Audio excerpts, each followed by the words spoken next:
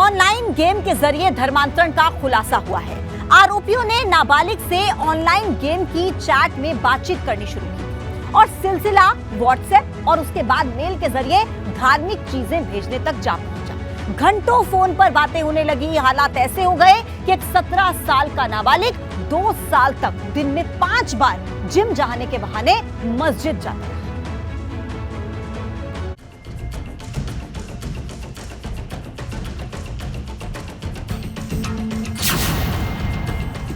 धर्मांतरण का mobile game, 5 बार gym जाने वाला खेल, गाजियाबाद में गेम का मौलवी, मुंबई से बद्दों का शातिर खेल।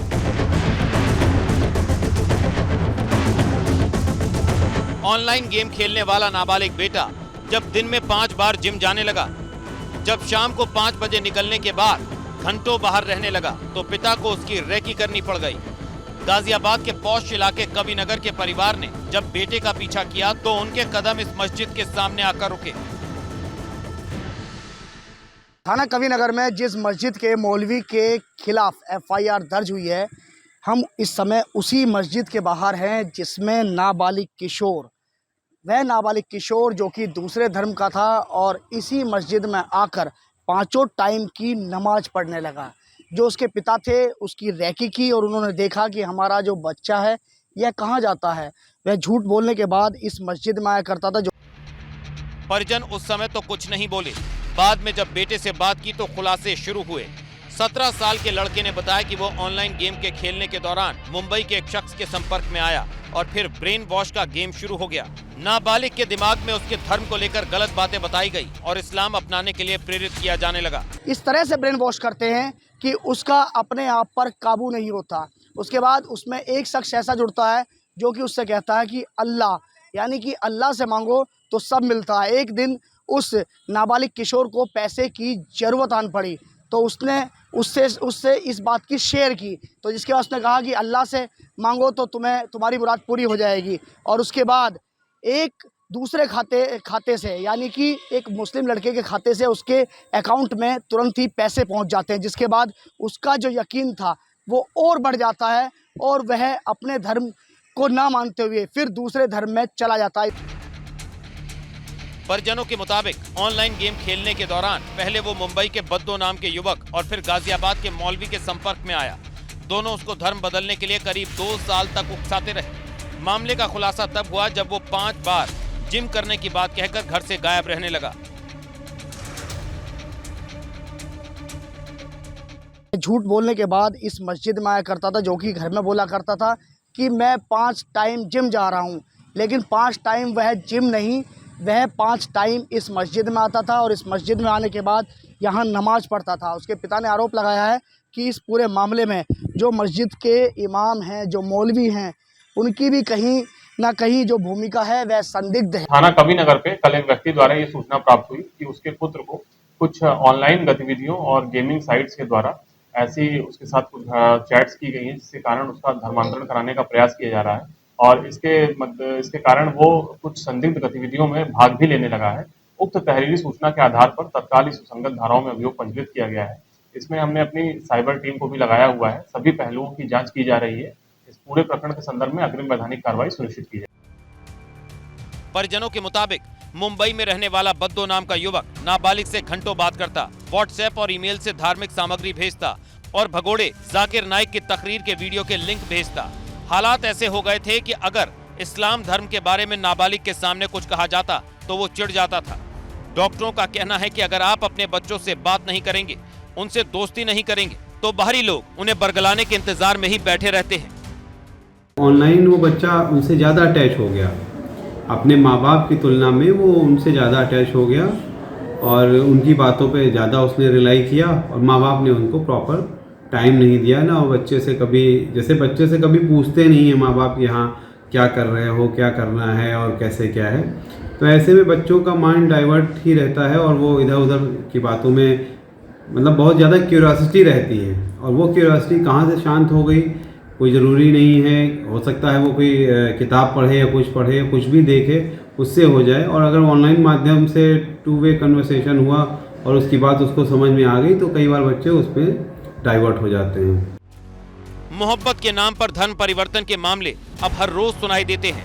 गेम की वजह से सुसाइड, चोरी जैसे मामले भी सामने आते रहते हैं। लेकिन ऑनलाइन गेम के दौरान नाबालिग को धर्म परिवर्तन करने के लिए बरगलाने का यह पहला मामला है।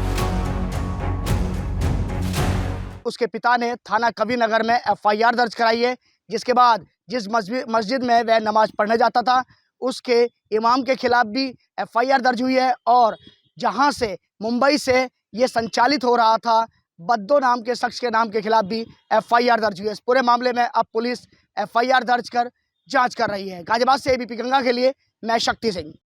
ऑनलाइन गेम में धर्मांतरण के खेल के खुलासा होने के साथ साथ ये एक बार फिर से सामने आया कि गेम्स बच्चों के लिए खतरनाक साबित हो रही हैं। कौशाम्बी में 13 साल का एक बच्चा कैश और जेवर लेकर गेम खेलने के बहाने घर से भाग गया। और वहीं अलीगढ़ में 15 साल के लड़के ने गेम की लत में फांसी से लटककर अपनी जान तक दे दी।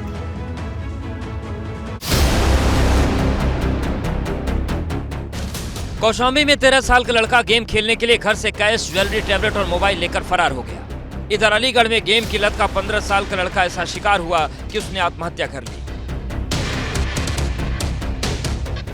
कौशाम्बी से 13 साल का लड़का गेम खेलने के लिए बेंगलुरु भाग गया। परिजन उसे गेम खेलने से रोकते थे और गेम अनलॉक करने के लिए पैसे की जरूरत पड़ती थी। इस दौरान उसे पता चला कि बेंगलुरु में IT सेंटर है जहां उसे गेम खेलने से कोई नहीं रोकेगा और नए गेम खेलने को मिलेंगे।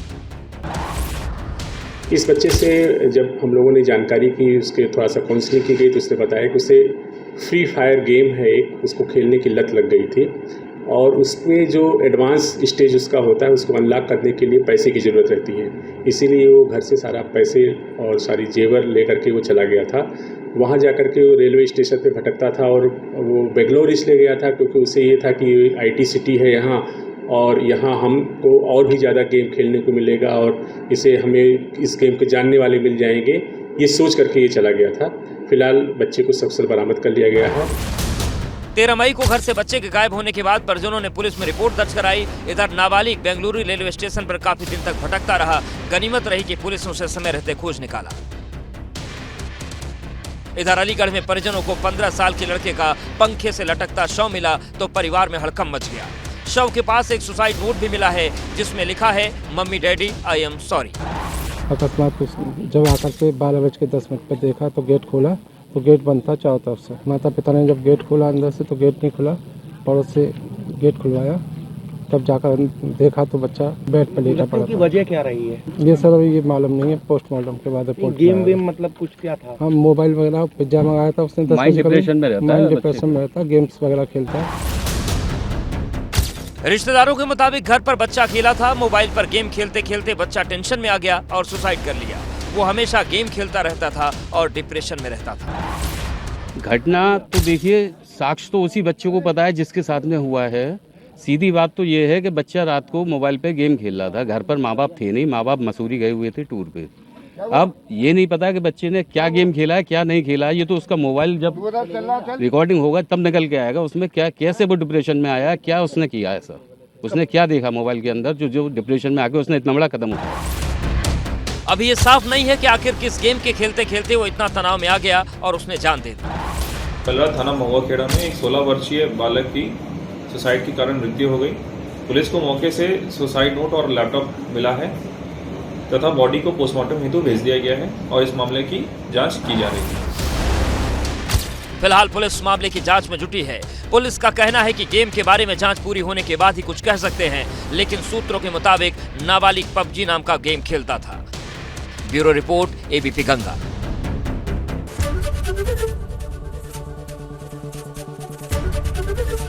ABP गंगा, खबर आपकी, जुबान आपकी।